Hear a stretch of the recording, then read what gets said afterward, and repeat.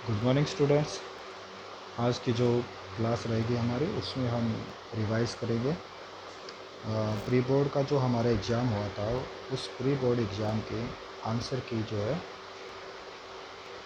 या उस पेपर को आज हम यहाँ पर डिस्कस करेंगे। ठीक है, प्री बोर्ड 2021 और 22 का 12th क्लास का ये पेपर है ज्योग्राफी का। तो 35 मार्क्स में पेपर हुआ था। इसके कुछ इंस्ट्रक्शन दिए गए हैं, तो चलिए सॉल्व करते हैं बिना टाइम वेस्ट किए हुए। सबसे पहला जो क्वेश्चन है उस क्वेश्चन में which one of the following ratio is of agricultural density, निम्नलिखित में से कौन सा अनुपात कृषि घनत्व को दर्शाता है। तो कृषि घनत्व के लिए ये 4 ऑप्शन दिए गए हैं। कृषि घनत्व जो होता है उसमें कुल जनसंख्या और कुल कृषि क्षेत्र शामिल उसमें किया जाता है। ठीक है, टोटल एग्रीकल्चरल पॉपुलेशन और नेट कल्टिवेटेड एरिया या कल्टिवेबल एरिया जो होता है उसमें शामिल किया जाता है। तो इसका आंसर जो है वो थर्ड रहेगा। नेक्स्ट जो है name of the state of India where the negative population growth rate, एक ऐसे राज्य का नाम बताना है जिसमें ऋणात्मक जनसंख्या वृद्धि दर दर्ज की गई है। उसका नाम जो है वो रहेगा आपका नागालैंड। थर्ड क्वेश्चन है, ध्यान से देखें समझें।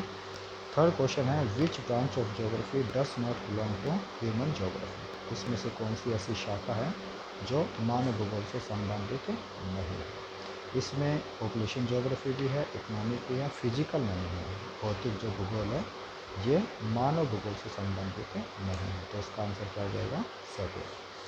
फोर्थ क्वेश्चन है from which of the following neighbouring countries migrate to India in large numbers, इनमें से कौन सा ऐसा पड़ोसी देश है जिसमें से बड़ी संख्या में भारत में प्रवासी आते हैं।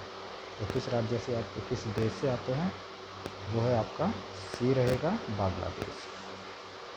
फिफ्थ क्वेश्चन है which state have the total percentage of net irrigated area by well and tubewell, कुएँ और नलकूप के द्वारा जो है वो सबसे ज़्यादा सिंचाई किस राज्य में की जाती है। इसका आंसर आ जाएगा डी। ठीक है, फोर्थ है गुजरात। ठीक है, तो नेक्स्ट जो पेज है क्वेश्चन नंबर 6 जो है उसको ध्यान से देखेंगे। Which government and non government organisation sponsored the Hariyali, Hariyali जो प्रोग्राम है वो किसके द्वारा बनाया गया था। हरियाली जो कार्यक्रम है वो केंद्र सरकार द्वारा इंट्रोड्यूस किया गया था। Next question number 7, which one of the following continent has the highest population growth, population सबसे ज़्यादा ग्रोथ रेट कहाँ पर पाया जाता है जनसंख्या वृद्धि दर सबसे ज़्यादा किस महाद्वीप में, वो आ जाएगा सी, अफ्रीका। आठवां क्वेश्चन है who introduce the concept of human development, human development का कॉन्सेप्ट किसने प्रस्तुत किया, ये दिया था महबूब उल हक के द्वारा।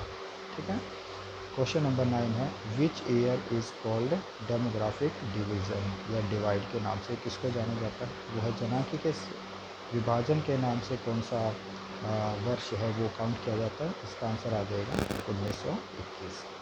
10th क्वेश्चन है विच union territory of India has the highest literacy rate, सबसे ज़्यादा साक्षरता दर किस राज्य में पाई जाती है। तो साक्षरता दर जो है वो लक्षद्वीप में पाई जाती है।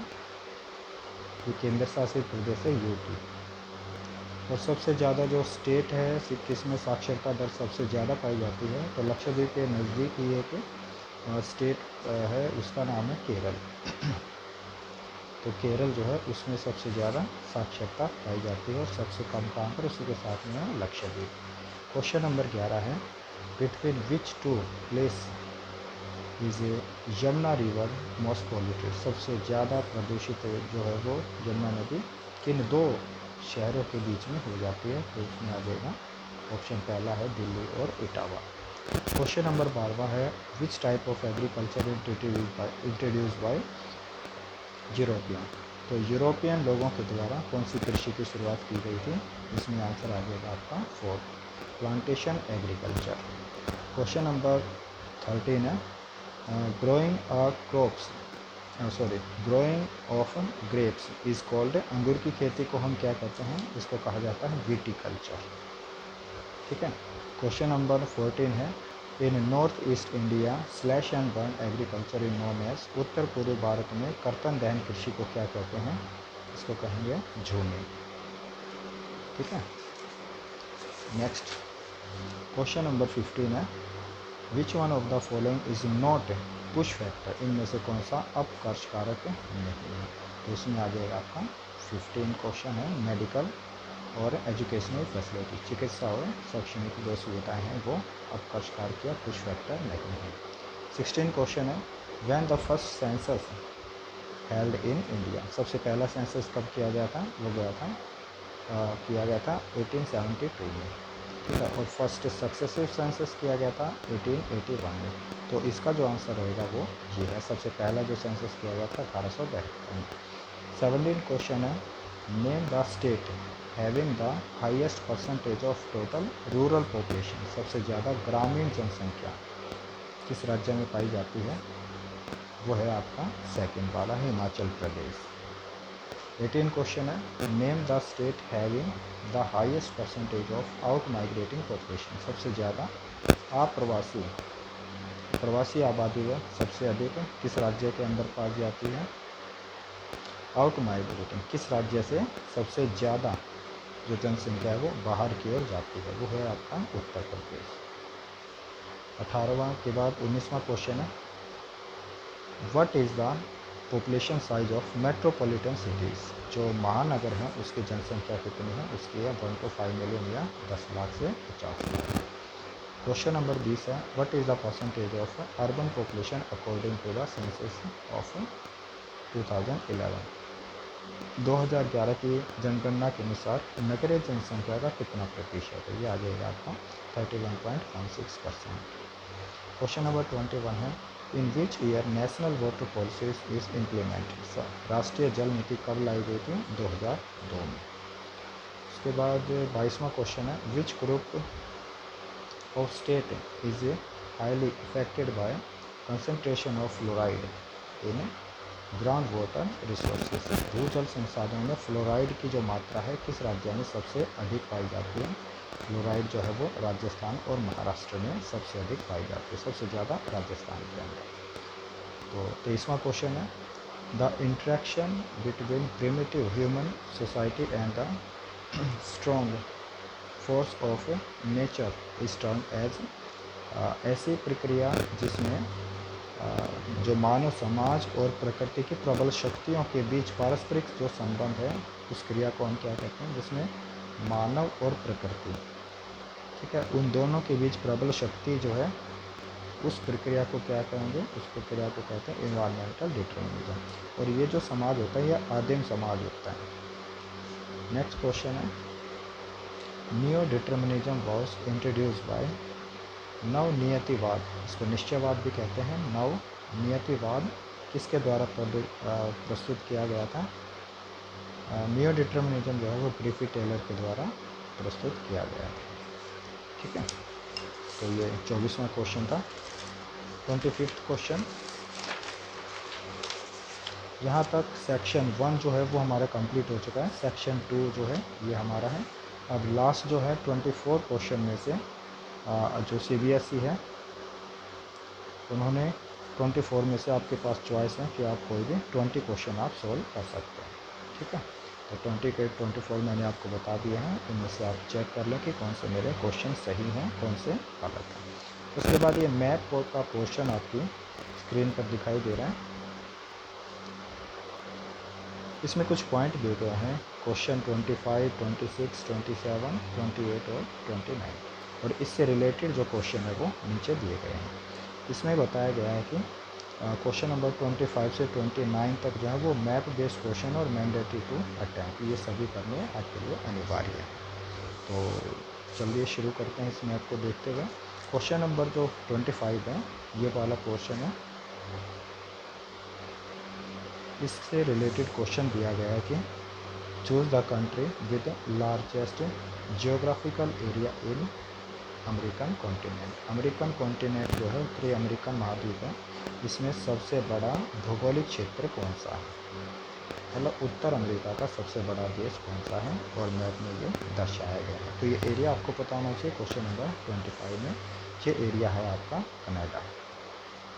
उसके बाद है 26 है, ये वाला क्वेश्चन है, ठीक है। 26 में क्या क्वेश्चन है, which of the following is a region of commercial grain farming practice in South America. तो दक्षिण अमेरिका में प्रचलित जो वाणिज्य अनाज कृषि खेती है उसका नाम बताना है। ये कौन सा एरिया है आपको इसमें से देख के बताना है। ये आ जाएगा आपका कंपास आएगा, या प्रेरी कंपास, ये वाला, ठीक है। 26 का जो है ये फर्स्ट ऑप्शन आपका सही रहेगा। उसके बाद जो है 27th क्वेश्चन है, which of the following is the area of subsistence gathering in African continent. निम्नलिखित जो मैप दिया गया उसमें से अफ्रीका महाद्वीप में निर्वहन संग्रहण का क्षेत्र कौन सा है। तो ये अफ्रीका जो कॉन्टिनेंट है इसमें ये निर्वहन संग्रहण का क्षेत्र आपको बताना है। Question number 27। तो ये एरिया कौन सा है, 4 ऑप्शन दे रखे हैं, इसमें आ जाएगा आपका जायरे बेसिन। नेक्स्ट क्वेश्चन है, which of the following is area of nomadic herding in Eurasia. Eurasia में नोमैडिक हर्डिंग वाला एरिया जो है, खानाबदोह जो पशुपालन है वो यूरेशिया में कौन सा है। तो क्वेश्चन नंबर 28 है, ये वाला 28 वाला क्वेश्चन है, ये दिखाया गया है। ये रशिया का नॉर्थन पार्ट है, इसको हम क्या कहते हैं, इसको हम कहेंगे यूरेशिया का टुंड्रा प्रदेश, यूरेशिया का टुंड्रा प्रदेश है, ठीक है। उसके बाद 29th क्वेश्चन है, choose the country with largest geographical area in the Asian continent. Asia महाद्वीप में सबसे बड़ा देश कौन सा है। तो वैसे भी आपको पता है कि एशिया में सबसे बड़ा देश कौन सा है इन टर्म्स ऑफ एरिया, उसका नाम आ जाएगा चीन, चाइना। तो डी ऑप्शन है इसका सही हो जाएगा, ठीक है। तो ये जो है मैंडेटरी थे क्वेश्चन, 4 के 4 क्वेश्चन आपको कंपलसरी करने ही करने हैं, इसमें से कोई भी चॉइस आपके एग्जाम में नहीं दी जाएगी। नेक्स्ट है क्वेश्चन नंबर 30 से 48 तक जो है, इसमें से कोई भी 15 क्वेश्चन आपको अटेम्प्ट करने हैं। तो इसमें दिया गया है, consider the following statement and choose options from the given options. इसमें से एक असर्शन वाला दिया गया, एक रीज़न वाला दिया गया। इन दोनों को कोरिलेट करना है कि क्या ये दोनों एक दूसरे से रिलेटेड हैं, क्या एक दूसरे के पूरक हैं या नहीं है, ठीक है। और क्या इनमें से कोई ऑप्शन गलत है तो ये या नहीं है, तो ये 4 ऑप्शन दिए गए, इनमें से आपको सिलेक्ट करना। पहले देखते हैं असर्शन में क्या दिया गया। अभिकथन में gathering is the oldest economic activities, जो गैदरिंग है वो सबसे पुरानी आर्थिक क्रिया है। अब इसका एक्सप्लेनेशन दिया गया है कि this type of activities require a small amount of capital investment and operates at a very low level of technology. इस प्रकार की जो एक्टिविटीज़ है, ये वाली जो एक्टिविटीज़ दी गई है संग्रहण की, इसमें कम मात्रा में पूंजी की आवश्यकता होती है और टेक्नोलॉजी जो है वो भी बहुत कम स्तर की होती है। तो ये बिल्कुल सही है, ये दोनों जो हैं ऑप्शन बिल्कुल सही और सही इसकी एक्सप्लेनेशन करते हैं। तो इसमें जो है both A and R are true and R is the correct explanation of A, ठीक है। तो इसमें जो है ये फर्स्ट ऑप्शन जो है ये सही हो जाएगा, बाकी गलत है। 31 क्वेश्चन है, how is the arithmetic density of population of a region calculated. तो अर्थमेटिक जो है अंकगणितीय घनत्व कैसे मेजर किया जाता है। अंकगणितीय घनत्व एक सिंपल होता है जिसमें पॉपुलेशन दी गई होती है और एरिया दिया गया होता है, ठीक है। तो इसका जो फर्स्ट ऑप्शन है वो सही आ जाएगा, 31 जो है उसका फर्स्ट ऑप्शन है, ठीक है। उम्मीद करें आपको ये सब चीज़ें समझ में आ रही होंगी और आप टैली भी कर रहे होंगे। भविष्य में जो आपके एग्ज़ाम आने वाले हैं CBSE के जो फर्स्ट टर्म के एग्ज़ाम है ज्योग्राफी के, उसमें ये आपकी हेल्पफुल करेंगे। और नेक्स्ट क्वेश्चन है question number 32, the ideology of possibilism was introduce by. ये संभववाद जो है वो किसने प्रस्तुत किया था। संभववाद की जो विचारधारा हैं वो प्रस्तुत की गई थी विडाल डेला ब्लास द्वारा। तो इसका थर्ड ऑप्शन ठीक हो जाएगा। नेक्स्ट है question number 33, arrange the country in ascending order their population. तो जनसंख्या के अनुसार उनको अरेंज करना है। तो सबसे पहले कंट्री आता है चाइना, फिर इंडिया है, फिर यूएसए है, फिर इंडोनेशिया। ये सीरीज़ में ही दिए हुए हैं। यहाँ पर 4 ऑप्शन दिए गए हैं, ए, बी, सी और डी। इसमें से जो फर्स्ट ऑप्शन है ये आपका सही है। 33 का ऑप्शन नंबर फर्स्ट। 34 है, when was the actual migration recorded through census. जनगणना के माध्यम से वास्तविक प्रवास कब शुरू किया गया था? प्रवास को जब से जनगणना शुरू की गई है तब से ही हम इसको स्टार्ट करते हैं।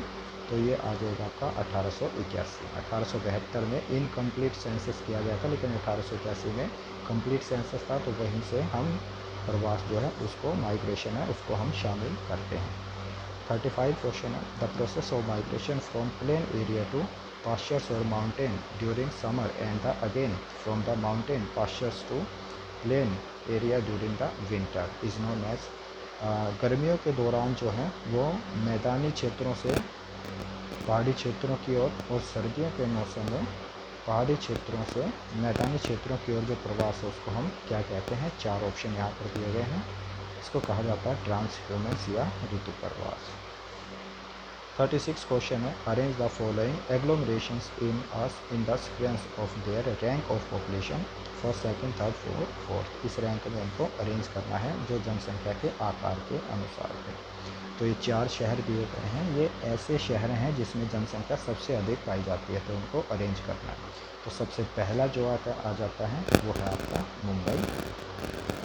दूसरे नंबर पे जो है वो है आपका कोलकाता।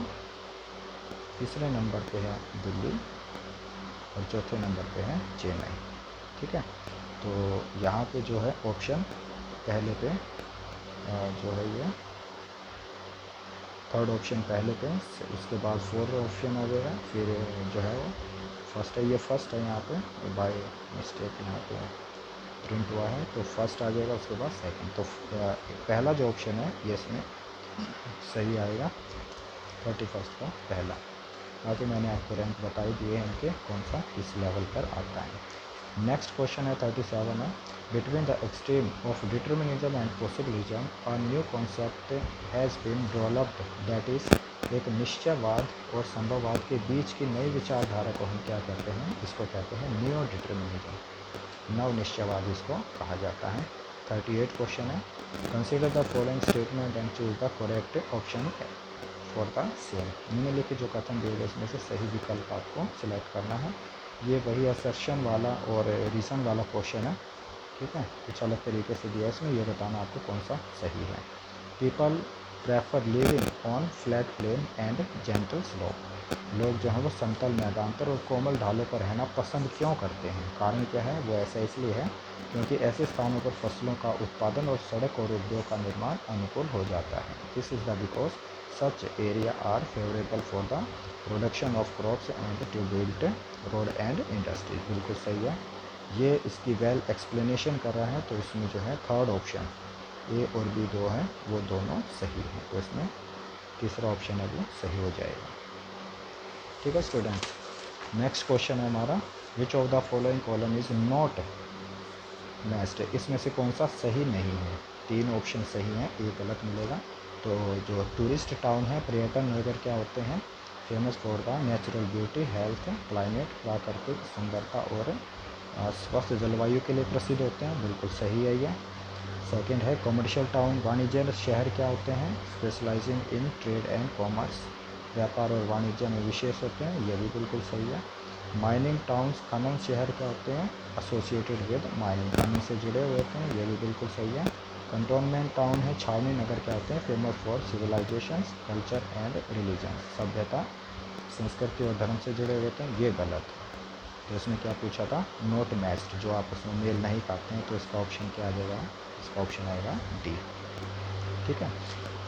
14th क्वेश्चन है, consider the following features and choose the correct title after associating them. ये कुछ विशेषताएं दी गई हैं, इन विशेषताओं को सिलेक्ट करके आपको इन ऑप्शनों में से सही बताना है कि इनमें से ये ऑप्शन, ये जो विशेषताएं हैं वो कौन से क्वेश्चन से रिलेटेड है। तो ऑप्शन क्या क्या हैं? क्वेश्चन में क्या दिया गया है? These are normally found in plain fertile plain area और रिवर वैली। ये प्लेन एरिया और रिवर वैली में पाए जाते हैं। उपजाऊ मैदान घाटी नदियों में पाए जाते हैं। इनका मुख्य कार्य क्या है? कृषि करना, एग्रीकल्चर। और इसमें साफ़ सफाई के अभाव और सड़कें जो हैं वो ज़्यादातर गंदी रहती हैं। इसमें street are generally dirty due to the lack of sanitation. तो ये सभी जो विशेषताएं हैं वो किसकी हैं? वो कॉम्पैक्ट सेटलमेंट जो हैं, गुच्छित बस्तियाँ, उसकी ये सभी विशेषताएं हैं। 41 क्वेश्चन दिया गया है, blank was the state has the largest number of in migrant from each other. Bharat में सबसे अधिक आप्रवास करने वाली आबादी किस राज्य में है? ठीक है, ये क्या पूछा गया? इन माइग्रेशन, इन माइग्रेशन जो है वो सबसे ज़्यादा जो है वो कहाँ से होती है? तो इसमें जो पूछा गया है इन माइग्रेशन, इन माइग्रेंट्स किस राज्य में सबसे ज़्यादा आती हैं? वो आती हैं आपके महाराष्ट्र के अंदर। महाराष्ट्र जो है इसमें सबसे ज़्यादा जनसंख्या आती है। तो यहाँ पे इन माइग्रेशन फ्रॉम अदर स्टेट से महाराष्ट्र के अंदर सबसे ज़्यादा जनसंख्या आती है। उसके बाद है 42वां क्वेश्चन है, consider the following statement and choose the correct option for the same. जो ऑप्शन दिए गए हैं उस ऑप्शनों को सही बताना है, ये सही है या गलत है। तो Mediterranean agriculture is that type of agriculture या found in area surrounding the Mediterranean sea. ये जो मेडिटेरियन एग्रीकल्चर है, ये मेडिटेरियन सी जो है भूमध्य सागर है उसके आसपास के क्षेत्रों में किया जाता है। और इसकी एक्सप्लेनेशन दे रखी है ये वाली, दिस एरिया है mild wet winter and hot dry summer which is suitable for cultivating grapes, olives and other cash crop which are exported to other countries। इन क्षेत्रों में हल्की गीली सर्दी, गर्म और शुष्क ग्रीष्म ऋतु होती हैं जो अंगूर, जैतून और अन्य नकदी फसलों की खेती के लिए उपयुक्त होती हैं, जिन्हें अन्य देशों में निर्यात किया जाता है। तो ये बिल्कुल सही है, दोनों एक दूसरे के बिल्कुल पूरक हैं। वेल एक्सप्लेनेशन है, सेकंड वाला पॉइंट है, फर्स्ट को सही एक्सप्लेन कर रहा है, तो इसमें ऑप्शन सी आ जाएगा, दोनों सही। ठीक है, तो उम्मीद है कि आपको ये समझ में आ रहे होंगे। तो नेक्स्ट हमारे जो क्वेश्चन है ये है क्वेश्चन नंबर 43।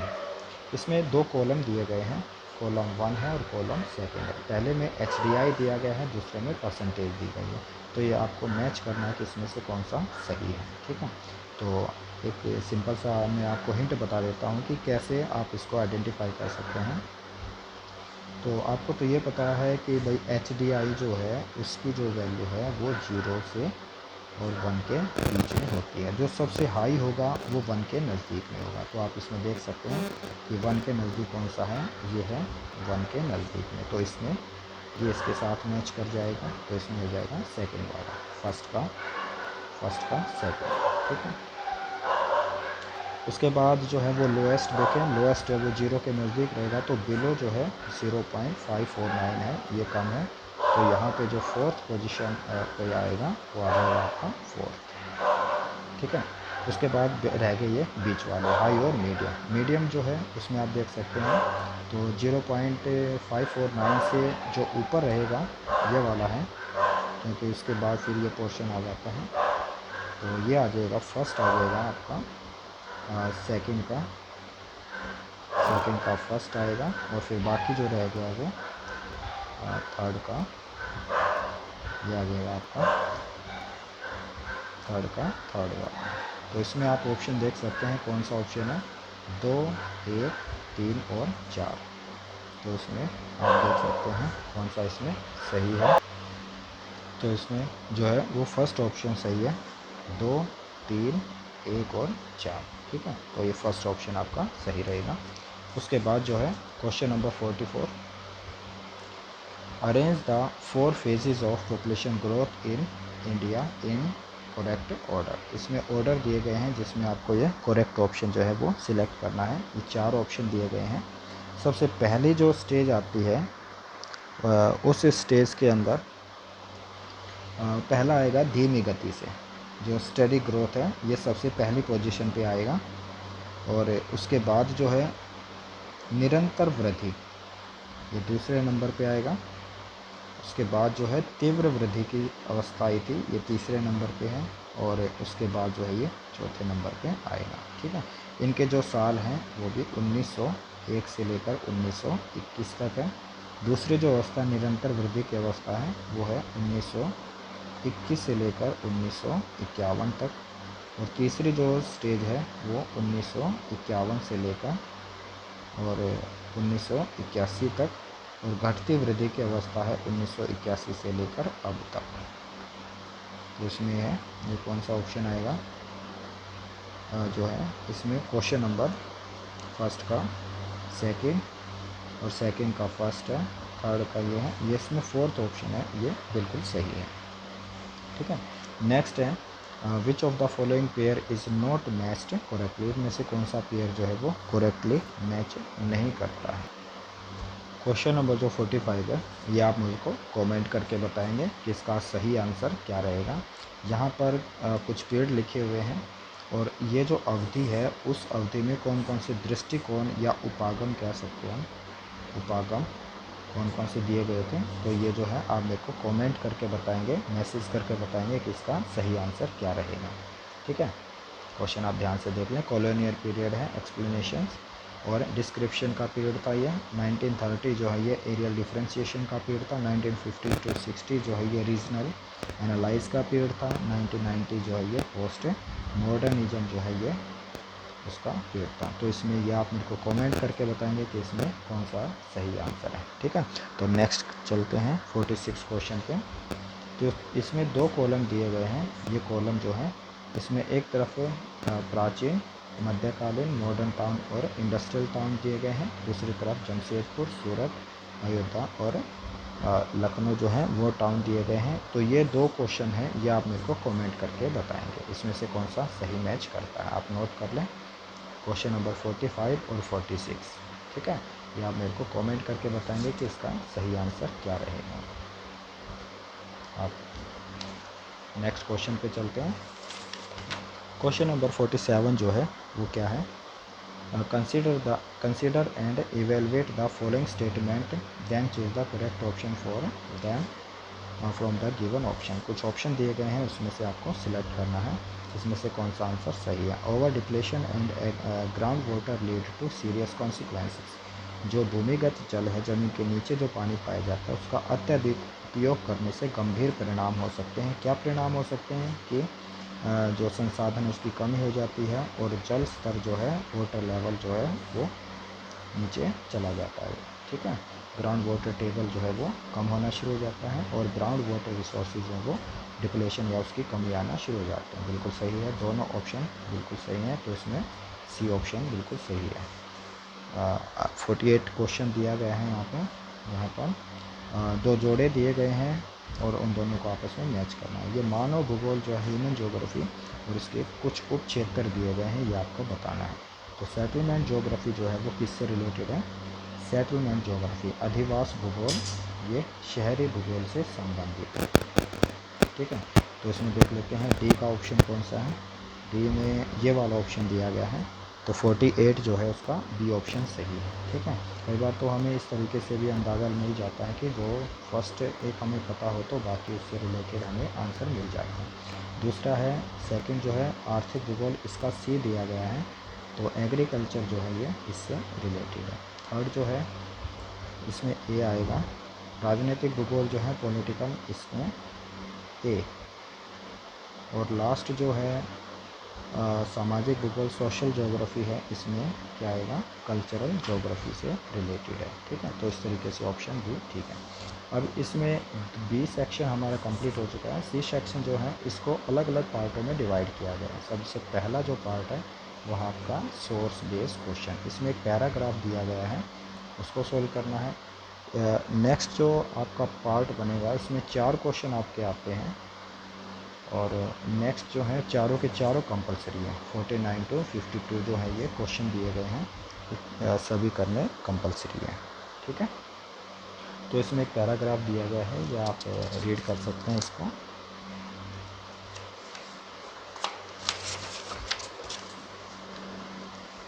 तो आप इमेज लेके इसको रीड कर सकते हैं ध्यान से, इसमें क्या बताया गया है। उसके बाद जो है इसके नीचे कुछ क्वेश्चन दिए गए हैं, तो क्वेश्चन देख लेते हैं। क्वेश्चन नंबर 49 जो है, which one of the following method is retired army persons change the habit of villagers. जो विलेजर्स हैं, गांव वाले हैं, उनकी आदतों को कैसे बदला। एक सेवानिवृत्त सेना से जो निवृत्त हुआ जो व्यक्ति है, उसने कैसे लोगों की आदतों को बदला। इसमें 4 ऑप्शन दिए गए हैं, जिसमें पहला ऑप्शन है he gave training about the selective work to the villagers. उन्होंने ग्रामीणों को चयनात्मक कार्य के बारे में प्रशिक्षण दिया।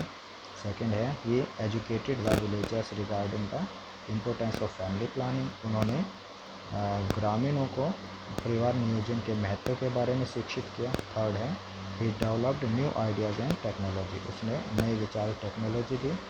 तो यही लास्ट है he promoted villagers for development of villagers. उन्होंने ग्रामीण लोगों के विकास के लिए ग्रामीणों को बढ़ावा दिया। तो इसमें जो है कौन सा ऑप्शन सही होगा। इसमें परिवार नियोजन वाला जो क्वेश्चन है ये बिल्कुल सही है, क्योंकि यहाँ पर भी उन्होंने ये बताया गया है कि परिवार नियोजन जो है यहाँ पे ये वाला क्वेश्चन है, ठीक है, यहाँ से इसका आंसर रहेगा।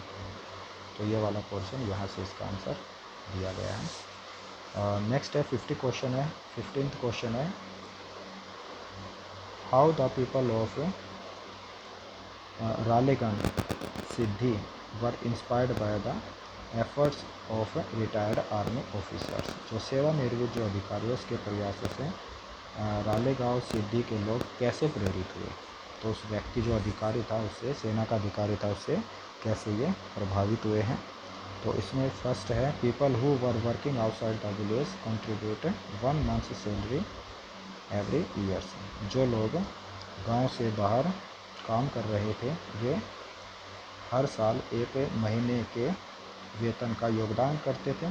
सेकेंड है the work watershed development started with the construction of लोकोलेटेड टैंक। जल संभर विकास कार्य रिसने वाले टैंक के निर्माण के साथ शुरू किया गया था। थर्ड है पीपल वॉलेंटरीली रिपेयर द एम्ब्रैंकमेंट्स। लोगों ने अपनी इच्छा से तटबंध की मरम्मत की, या ऊपर वाले सभी हैं। तो इसमें जो बिल्कुल सही आंसर है वो है फर्स्ट वाला,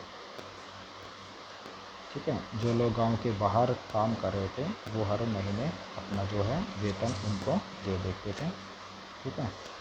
ये यहाँ पे लिखा हुआ है, बाहर काम कर रहे थे तो हर महीने उनका वेतन उसमें योगदान को देते रहते थे, ठीक है।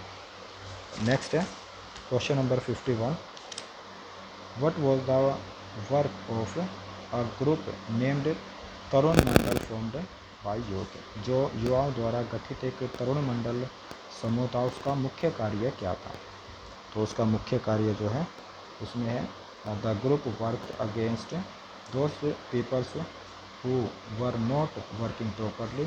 समूह ने उन लोगों के खिलाफ काम किया जो ठीक से कार्य नहीं कर रहे थे। दूसरा है the group work against the cost of sugar cane pulses and oil sheets.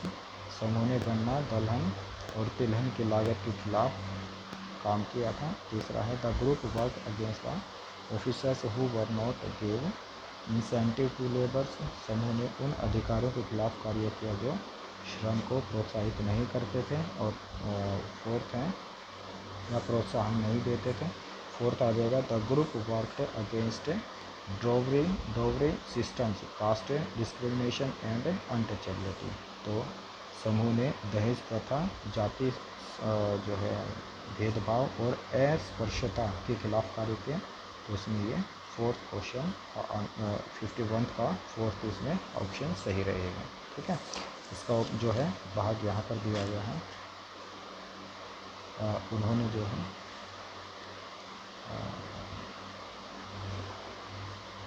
ये यहाँ पर कोड इसका आंसर यहाँ पर आपको मिलेगा, ठीक है। नेक्स्ट क्वेश्चन है 52 who were banned by the group of youth name Tarun Mandal. Tarun Mandal नाम का जो समूह था उसने किस पर प्रतिबंध लगाया था। वाटर सप्लाई पर, जल आपूर्ति, ओवरग्रेजिंग अधिक पशु चराई पर, वाटर शेड डेवलपमेंट, जल संभर विकास पर, या construction of percolation tank percolation tank के निर्माण पर पाबंदी लगाई थी। इसमें 4 ऑप्शन दिए गए, तो उसमें आ जाएगा अत्यधिक पशुचारण या जो है ओवर ग्रेजिंग जो है उसके ऊपर पाबंदी उन्होंने लगाई थी। तो इसका जो आंसर है वो आपको यहाँ पर मिलेगा, खुले में चरने पर पाबंदी उन्होंने लगाई थी, सोचे चरने का। तो 4 ऑप्शन जो दिए 4 जो क्वेश्चन दिए गए थे ये चारों कंपलसरी थे। नेक्स्ट जो सेकंड पार्ट दिया गया है, सेकंड सेक्शन सी का सेकंड पार्ट जो है वो ग्राफ बेस्ड क्वेश्चन है। कोई भी डायग्राम आपको दिया जाएगा, इसमें से जो है 53 to 56 क्वेश्चन दिए गए हैं। कोई भी 3 क्वेश्चन इनमें से दिए आपको अटैम्प्ट करने, 4 हैं तो 4 में से 3 क्वेश्चन आपको अटैम्प्ट करने हैं। तो इसमें जो पहले वाला ये दिया गया है ये है सरफेस माइनिंग। ये ज़मीन के नीचे से जो माइनिंग की जाती है उसको कहते हैं अंडरग्राउंड माइनिंग। ठीक है, तो यहाँ पे देखते हैं सबसे पहला जो क्वेश्चन दिया गया है उसमें क्या है, which type of economic activities is mining. खनन है किस प्रकार के आर्थिक क्रियाएँ, तो आपको पता है कि खनन जो है ये प्राथमिक क्रियाओं में शामिल किया जाता है। सेकंड है which type of mining activities are presented by A. जो ए है ये किस प्रकार की माइनिंग है, तो इसमें आ जाएगा सॉफ्ट माइनिंग्स है, ओपन कास्ट माइनिंग है, या दोनों है, या इनमें से कोई भी नहीं है। तो आपको भी पता है कि ये सरफेस के ऊपर, सतह के ऊपर किया जाता है, तो ये क्या आ जाएगा, ओपन कास्ट माइनिंग जो है वो आ जाएगा, सतही खनन इसको कहते हैं। विच type of mining is cheapest and easiest. सबसे आसान और सस्ती कौन सी जो है खनन है, तो इसमें सबसे आसान कौन सी होगी, ये वाली ए। जो ए है, ए का नाम क्या है, सरफेस माइनिंग। ठीक है, तो सरफेस माइनिंग जो है ये सबसे सस्ती भी है और सबसे आसान भी है। यहाँ पर ये जो ऑप्शन दिया गया सतही माइनिंग जो है ये इसका ऑप्शन दिया गया है, और ये भूमिगत माइनिंग जो है हिंदी मीडियम में ये है आपका अंडरग्राउंड माइनिंग का। ये आपस में एक्सचेंज हो गए हैं, तो यहाँ पर आ जाएगा आपका सतही खनन या सरफेस माइनिंग। ठीक है, नेक्स्ट है 56 क्वेश्चन दिया गया है, इसमें से कोई 3 करने हैं। चौथा क्वेश्चन है इसका, name the mining which occur deep below the surface of the earth. जो सरफेस के जो डीप में कौन सी माइनिंग की जाती है, तो भूमि की सतह के नीचे गहराई में कौन सी माइनिंग की जाएगी, यह है आपका अंडरग्राउंड माइनिंग। ठीक है, अंडरग्राउंड माइनिंग जो है भूमिगत खनन जो है, इसमें भी यही इस तरीके की समस्या है, ये ऑप्शन में कुछ प्रॉब्लम है, तो यहाँ पर भूमिगत खनन या अंडरग्राउंड माइनिंग जो है उसको हम कहते हैं। उसके बाद थर्ड जो पोर्शन दिया गया है और ये लास्ट है, थर्ड पोर्शन है, इसमें से भी 4 क्वेश्चन आपके दिए गए हैं, 3 हमें अटेम्प्ट करने हैं। तो इसमें एक ये टेबल दी गई है, आप देख पा रहे हैं स्क्रीन के ऊपर। टेबल जो दी गई है इस टेबल को ध्यान से आपको रीड करना है और इसमें से आपको ऑप्शन बताने हैं। क्वेश्चन क्या है, how many classes are divided the town and cities on the basis of population size of India. Population size के बिहार पे कितने प्रकार के टाउन और सिटीज़ में डिवाइड किया गया है, कितने वर्गों में बांटा गया है, तो यहाँ पे सभी वर्ग दिए गए हैं, क्लासेस दी गई हैं, तो ये कितनी है, 6। तो यहाँ पर ये ऑप्शन ठीक हो जाएगा। नेक्स्ट क्वेश्चन है in which class the percentage of total urban population is the largest in India. भारत में सबसे ज़्यादा अर्बन पॉपुलेशन, यहाँ पे परसेंटेज ऑफ अर्बन पॉपुलेशन दी गई है, तो सबसे ज़्यादा किस में है, 61.48 है, और ये कौन सी में आ जाएगा, फर्स्ट कैटेगरी में। तो यहाँ पर इसका क्लास 1 जो है ये ऑप्शन ठीक हो जाएगा, 58 का सी। नेक्स्ट क्वेश्चन है 59th क्वेश्चन दिया गया है इसमें, which population size has the maximum percentage of growth from 1991 to 2001।